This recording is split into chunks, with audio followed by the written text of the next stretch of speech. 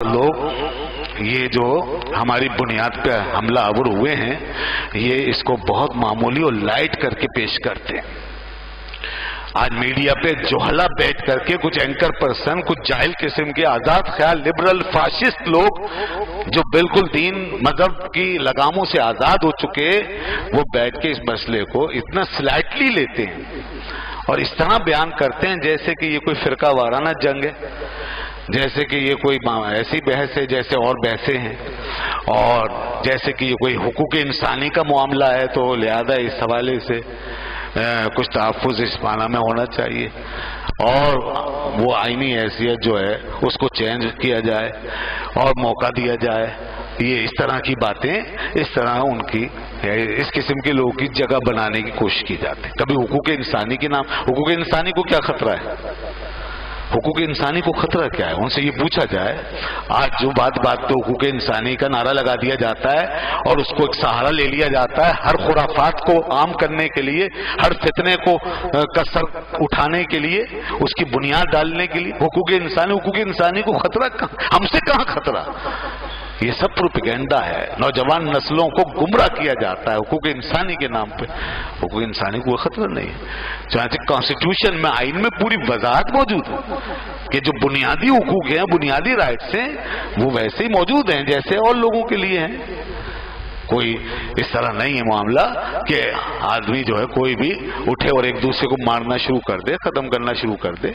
تو حقوق انسانی کو خطرہ صرف اتنی بات سے خطرہ کیسے ہو گیا کہ اگر کسی کو آئین نے غیر مسلم اقلیت قرار دیا ہے تو اس سے حقوق انسانی کو خطرہ کیوں لاحق ہو گیا؟ ہم انہیں اقلیت کہیں گے، یہ ہمارے دین کا معاملہ ہے.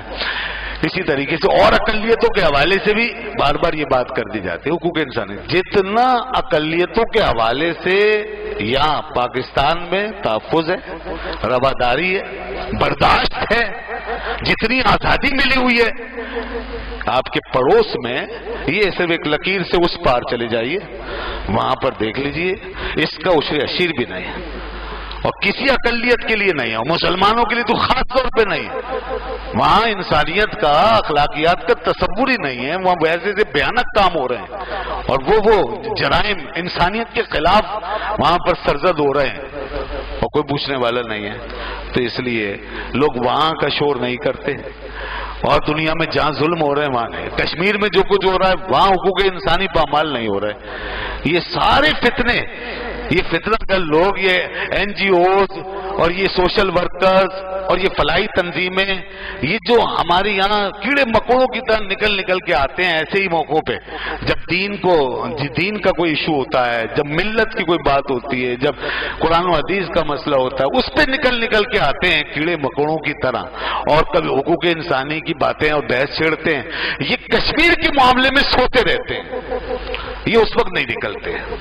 ان کی زبانیں بند ہو جاتی ہیں، ان کے وہاں جو اوپر سے نذرانے آ رہے ہیں وہ بند ہوتے ہیں. پھر اوپر یہ اپنے زمینی خداؤں کی آنکھوں میں غیر مقبول ہوتے ہیں. یہ ان کا ایمان ہی ان زمینی خداؤں پر رہ گیا ہے بس، جن کو انہوں نے خدا بنا رکھا ہے. ان زمینی آقاؤں پر ان کا ایمان ہے، یہ انہی کا کھا رہے ہیں. اور جب جہاں وہ کہتے ہیں کہ بولو تو وہاں بولتے ہیں، اور جہاں وہ ناراض ہوتے ہیں تو وہاں یہ نہیں بولتے.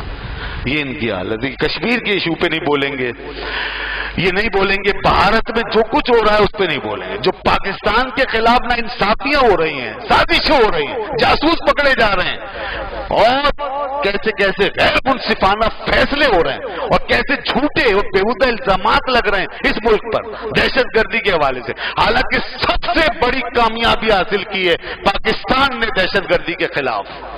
اس کی مثال نہیں ہے دنیا میں مثال ہے. اور پاکستان نے ثابت کیا ہے کہ پاکستان کے پاس وہ مہارت موجود ہے، وہ جذبہ موجود ہے، اس قوم کی رگوں میں وہ اتحاد موجود ہے کہ اگر کوئی آنچ آتی ہے اس ملت پر، اس قوم پر، تو یہ سب ایک ہو جاتی ہے اور دست و بازو بن جاتی ہے. یہ دست و بازو بنتی ہے، محب وطن قوتوں کی دست و بازو ہوتی ہے، یہ پیٹریٹزم کو لے کر چلتی ہے. یہ مثال ہماری دنیا کے اندر قائم ہو چکی ہے. اس کے باوجود یہ پروپیگنڈا، یہ الزام کہ دہشت گردی یہاں سے دہشت گردی کو فروغ دیا جا رہا ہے.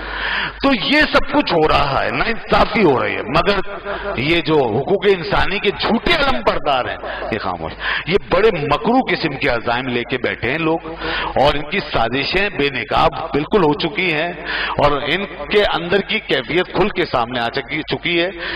جو قرآن کے الفاظ میں جو یہود و نصارہ کے لیے اللہ تعالیٰ نے فرمایا تھا نا، کچھ اسی قسم کے مصداق ہمارے اندر چھپے ہوئے ان کے جاسوس بن گئے ہیں اور ان کے ایجنٹ. اللہ نے فرمایا تھا قد بدت البغضاء من افواہہم وما تخفی صدورہم اکبر. ان کے منہوں سے دشمنیاں، بغض، عداوت اور ناانصافیاں ظاہر ہو رہی ہیں. وہ ظاہر ان کے ایکشن سے، ان کے فیصلوں سے، ان کی باتوں سے. اور جو اندر چھپا ہوا ہے وہ تو بہت ہی بڑا ہے. اندر جو دلوں میں چھپا ہے وہ بہت خطرناک ہے. وہ پھر وہ کسی وقت کا انتظار کر رہا ہے کہ اس میں وہ پھوٹ کے باہر آئے. در کیف یہ عقیدہ ختم نبوت یہ بنیادی عقیدہ ہے.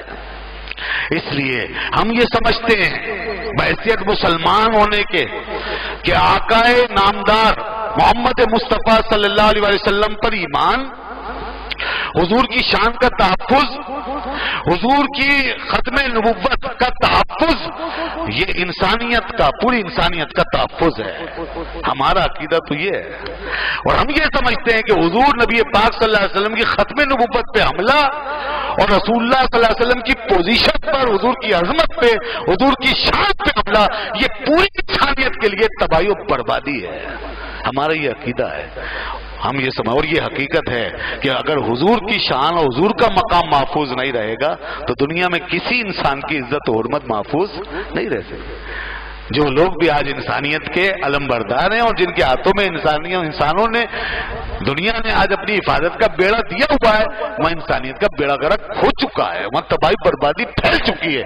اس لیے وقت ثابت کر رہا ہے اور بہت جلدی ایک ایک آدمی کے، اس زمین پہ بسنے والے ایک ایک انسان کے دل و دماغ میں یہ بات اتار دے گا وقت کہ اگر اس انسانیت کو، اس قافلے کو، اس انسانی دنیا کو کوئی تحفظ مل سکتا ہے تو مدینے والے مصطفیٰ کے ذریعے مل سکتا ہے.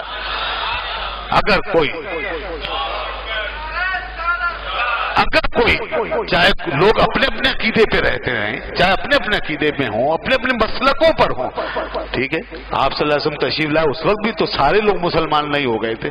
مگر یاد رکھیے کہ دنیا کو اور ساری دنیا کے لوگوں کو اگر تحفظ ملا ہے، امن ملا ہے، آشتی ملی ہے، عدل ملا ہے اور انصاف ملا ہے تو وما ارسلناک الا رحمۃ للعالمین کی چھاؤں میں ملا ہے، ان کے سائے میں ملا ہے. اس لیے اللہ نے انہیں رحمت عالم بنا کے. اب یہ عقیدہ ختم نبوت یہ حضور کی ساری عظمت و شان کا تحفظ ہے.